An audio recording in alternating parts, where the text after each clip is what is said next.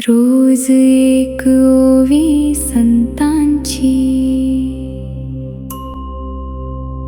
रोज एक ओवी संतांची. थोरया युगाचे आश्चर्य, ब्रह्मकर्म उत्तम सार. सांडुनिया द्विजवर, दावल पीर स्मरताती. नमस्कार. रोज एक ओवी संतांची या मालिकेमध्ये सगळ्यांचं पुन्हा एकदा स्वागत. आपण जी काल ओवी जगद्गुरू संत तुकाराम यांच्या अभंगातली ऐकली, त्याच अभंगातली पुढची ओवी मी आज आपल्यासमोर मांडणार आहे. समाजातला जो विरोधाभास आहे, तो विरोधाभास मांडण्याचं काम संतांनी करून समाजाला जागृत करायचं काम केलं. विरोधाभास हा स्थायी भाव आहे जीवनाचा. आणि म्हणजे उदाहरण घ्यायचं झालं तर महाभारतापासून आम्हाला तो व्यक्तिगत आयुष्यामध्ये विरोधाभास आढळतो, जो तुमच्या आणि माझ्याही आयुष्यात आहे. मग महाभारतामध्ये धृतराष्ट्र सर्वोच्च पदावरती आहे, पण तोच आंधळा आहे. आणि संजय कनिष्ठ पदावर आहे, त्याला दिव्य दृष्टी आहे. हा विरोधाभास आहे. अर्जुन पूर्ण पुरुष आहे, त्याला नपुंसक व्हावं लागलं, म्हणजे बृहन्नडेच्या रूपात जगावं लागलं 1 वर्षभर.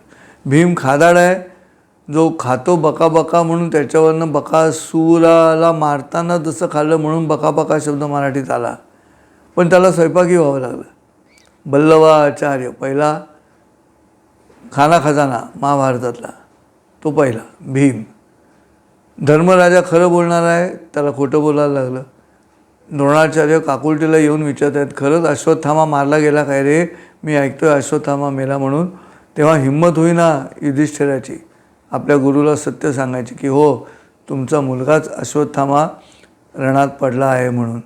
तेव्हा तो म्हणतो, मी पण ऐकलं आहे, पण हत्ती आहे की माणूस आहे माहिती नाही. नरो वा कुंजरवा, मराठीमध्ये नर किंवा कुंजर असं नव्याने एक विषय आपल्याकडे वाक्प्रचार म्हणून प्रचलित झाला. पण उलट करायला लागलं त्याला. ज्या काळात राजानं राण्या ठेवायच्या, त्या काळात एका राणीला 5 राजे आहेत. म्हणजे तोही विरोधाभास आहे. प्रत्येक ठिकाणी हा विरोधाभास आढळतो. भगवान श्रीकृष्णसुद्धा त्यातून सुटलेला नाही. भगवान श्रीकृष्णसुद्धा त्याच विरोधाभासामध्ये आहे. भगवान श्रीकृष्णाने विचारलं तर स्वतःच्या नशिबाला की मी अभिमन्यूच्या मुलाला वाचवतो गर्भात जाऊन, मी अभिमन्यूला का नाही वाचवू शकत, असा प्रश्न विचारला आहे. आणि तेव्हा श्रीकृष्णाचं नशीब श्रीकृष्णाला सांगतं की तू भाचा असताना मामा मारला होतास ना लहानपणी, म्हणून तू आता मामा असताना भाच्याचा मृत्यू बघ. हे every debit has got a corresponding credit, या नियमानं जग चालतं शकतं. आणि हा विरोधाभास आहे. आणि तोच विरोधाभास आज जी ओवी आत्ता आपण ऐकली त्यातही आहे. आणि काय म्हणतात ते की काय आश्चर्य आहे हे? थोर या युगाचे आश्चर्य, विरोधाभास आहे म्हणून आश्चर्य आहे. थोर या युगाचे आश्चर्य, ब्रह्मकर्म उत्तम सार. ब्रह्मकर्म उत्तम सार. सांडुनिया द्विजवर, सांडुनिया द्विजवर दावल पीर स्मरताती. फार जगद्गुरूंचे अभंग म्हणजे एकदम स्पष्ट. काय म्हणतात ते? आश्चर्य काय आहे याच्यामध्ये? तर ब्रह्मकर्म उत्तम सार. स्नान, संध्या, पूजा या सगळ्या ज्या ब्राह्मण वर्गाच्या क्रिया आहेत, ब्रह्मकर्म आहे ते उत्तम सार आहे. जगण्याचं उत्तम साधन होतं आहेही, पण तरीसुद्धा ते उत्तम स्वार असून या सांडुनिया द्विजवर, द्विजवर म्हणजे ब्राह्मण, सर्वश्रेष्ठ ब्राह्मण. तो ब्राह्मण काय करतोय? सांडुनिया. काय सांडुनिया? हे उत्तम कर्म जे सांगितलं वरती, ते सांडुनिया द्विजवर काय करतायत? दावल पीर स्मरताती, म्हणजे दुसऱ्या धर्मातल्या साधूंचं स्मरण करत आहेत. कुठे असतात हे? अजमेरला असतात. कुठे असतात हे दर्ग्यामध्ये असतात. सगळे त्यांच्या त्यांच्या धर्माचं पालन सोडून दुसऱ्या धर्माच्या संतांना स्मरत आहेत, असा स्पष्ट उल्लेख या ठिकाणी आपल्याला कळतो आहे दावल पीर या शब्दावर. आणि त्यामुळे जगद्गुरूंना आश्चर्य वाटतं की असं कसं घडू शकतं. की जो द्विजवर ब्राह्मण वर्ग नियमानं स्नान संध्या करणारा वर्ग आहे तो वर्ग दावलपीर स्मरताती अशी स्थिती झाली. म्हणजे नेमकं उलटं चाललेलं आहे. आणि ते उलटं घडू नये या ठिकाणी असं नाही वाटत आहे की कुठच्याही विशिष्ट धर्माच्या अनुषंगानं जगद्गुरूंचा उल्लेख, पण एवढं नक्की आहे की हा विरोधाभास समोर येतो आहे.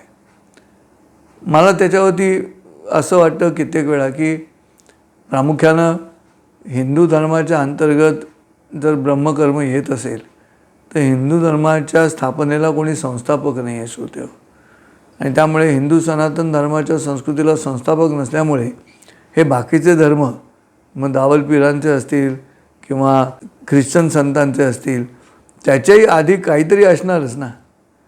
कारण 2000 वर्ष ख्रिश्चन धर्म आहे, 1400 वर्ष इस्लाम आहे. म्हणजे ह्याच्याही आधी काहीतरी अस्तित्वात होतं. ते काय होतं तर ते बहुधा सनातन धर्माचं अस्तित्व असणार. आणि म्हणून त्याला संस्थापक नाही, एकच पुस्तक नाही ज्या पुस्तकाच्या आधारे सूचना दिली जाते. आणि त्यामुळे अवघे विश्वाची माझे घर ही कल्पना राबवायची, वसुदैव कुटुंबकम ही कल्पना राबवायची, किंवा एकोहम बहुस्यात ही कल्पना राबवायची, आकाशात पतितम तोयम यथा गच्छति सागरम सर्वदेव नमस्कार केशवम प्रति गच्छति ही कल्पना राबवायची. त्याला मार्ग नाही. पण वरकरणी पाहता बरोबर उलटं घडत राहिलं. महाभारतात तसं घडलं तसं आजही घडत राहतं. आणि हे असं घडण्याची जी क्रिया आहे आणि ही घडत राहते. म्हणजे मी दुसऱ्यांची उदाहरणं देण्यापेक्षा व्यक्तिगत उदाहरणाने मी तुम्हाला सांगतो विरोधाभास नशीब कसा तयार करत असतो. आता माझी एकच बोवी घालते ना श्रोते, एकच घालते. माझ्या डोळ्यांना फेशियल पाल्सी आहे. म्हणजे माझा डोळा एक डोळा अशक्त आहे माझा. माझा विरोधाभास आहे की नाही. एक डोळा अशक्त आहे आणि नाव माझं संजय आहे. म्हणजे दिव्यदृष्टी नाही आहे, पण संजय दिव्यदृष्टीसाठी प्रसिद्ध आहे, पण माझी दृष्टी थोडी अधू आहे. तर हे जे आयुष्यात घडत राहतं ना त्याचं साधं सोपं सरळ वर्णन जगद्गुरूंच्या बोलण्यात येते की हे आश्चर्याचं आहे सगळं. हे जग जे आत्ताचं आहे ते आश्चर्याचं आहे. जी ओवी आपण ऐकली ते आश्चर्य काय आहे तर उलटं घडतं म्हणून आश्चर्य आहे. आणि हा तो नियम आहे विश्वाचा, असं उलटं घडत राहण्याची क्रिया. आणि त्यामुळे मला असं वाटतं की तुम्ही आम्ही पण विचार करायला पाहिजे या पद्धतीनं की अरे माझ्या आयुष्यात असं उलट घडण्याची क्रिया जी आहे ती किती वेळा घडली आणि मग मी किती दुःखी झालो. मी त्याकडे कसं बघितलं, आश्चर्य म्हणून न बघितलं की दुर्दैव म्हणून बघितलं, दुःख म्हणून बघितलं. तर जगद्गुरू तुम्हाला त्यातून एक गूढ संदेश देत आहेत की ते आश्चर्य म्हणून बघता आलं पाहिजे. अरे असं कसं घडलं, माझ्या बाबतीत असं कसं घडलं, असं जे आहे माझं नाव हे आहे आणि असं कसं घडलं. तर हे जे जीवनातले येणारे विरोधाभास आहेत ते विरोधाभास स्वातंत्र्यवीर सावरकरांनी अंदमानमध्ये असं म्हटलं की जीवन हे कमळासारखं असतं आणि ते कमळाची एक पाकळी सुखाची एक पाकळी दुःखाची असं असतं. तसं गाणं पण आहे विरोधाभासाचं. एक धागा सुखाचा 100 धागे दुःखाचे, जरतारी हे वस्त्र माणसा तुझिया आयुष्याचे. संत तरी काय सांगतात, तुमच्या आमच्या जगण्यातलाच मुद्दा दृष्टांत घेऊन सांगतात. त्यांनी या ठिकाणी ब्राह्मणांच्या अनुषंगानं दृष्टांत दिला की ब्रह्मकर्म उत्तम सार असूनही जेव्हा दावलपीरची आठवण काढायला लागली तेव्हा हे आश्चर्य वाटायला लागतं. असो, तुम्ही तपासा तुमच्या व्यक्तिगत आयुष्यात चिंतन करून आज दिवसभर की आपल्या आयुष्यात असं आश्चर्यकारक काय घडलं. माझ्या जीवनातलं आश्चर्यकारक घडलेलं मी तुम्हाला सांगितलं की नाव संजय असून दिव्यदृष्टी नाही, चष्मा लावतो आणि एकच भुवई उडते, दुसरी हालतच नाही. माझी एकच भुवई उडते. लोक मला उच्चभ्रू असं म्हणतात, एकच भुवईवरती जाते. असो, थोडा व्यक्तिगत मुद्दा अशासाठी सांगितलं की दुसऱ्या कोणाच्या आयुष्यात येणारा विरोधाभास सांगून मी काय करू. तर हे माझ्या जीवनामधली गंमत आहे आणि मी त्याच्याकडे आश्चर्य म्हणून बघतो आणि खरंच आश्चर्य म्हणून बघतो. मला विचारतात लोक, उपाधी तुम्हाला एकच भुवई कशी काय हलवते ते अशी. तेव्हा मी सांगतो की मी भरतनाट्यम शिकवत होतो, अर्धच सोडून दिलं, त्यामुळे ही शिकायचीच राहिली.